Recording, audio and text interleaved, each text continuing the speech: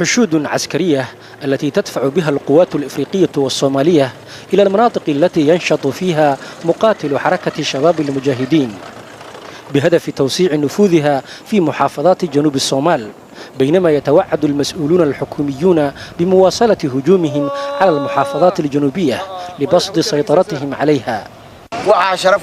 شرف عظيم للقوات الصومالية والإفريقية أن توسع نفوذها في منطقة شبيل السفلى، ونبشر سكان هذه المنطقة بأنها محررة ممن كانوا يؤذون الناس.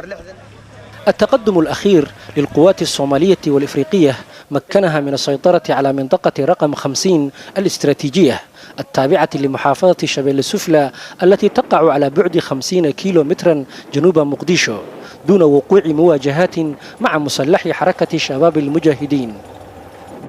نقف الآن في مطار 50 الذي وقع تحت سيطرة القوات الإفريقية والقوات الحكومية. سيطرنا على هذه المنطقة دون مقاومة وسنواصل زحفنا نحو المناطق الأخرى. ولعل الهدف من استيلاء القوات الإفريقية والصومالية على هذه المنطقة الاستراتيجية هو الزحف نحو مدينة مركا الساحلية عاصمة محافظة شبيل السفلى التي لا تزال معقلا مهما لحركة شباب المجاهدين.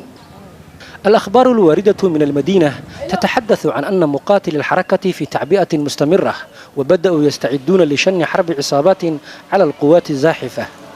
توجه القوات الصومالية والإفريقية إلى عمق بلدات بعيدة بجنوب الصومال ربما يفتح عليهم جبهات قتال واسعة، مما قد يشكل اختبارا لقدرتهم على حماية مواقعهم من تهديد حركة شباب التي تعتمد أسلوب حرب العصابات وتجنيب البلاد حالة فراغ أمني قد تحدث في المناطق التي تسيطر عليها. عمر محمود، الجزيرة، مقديشو.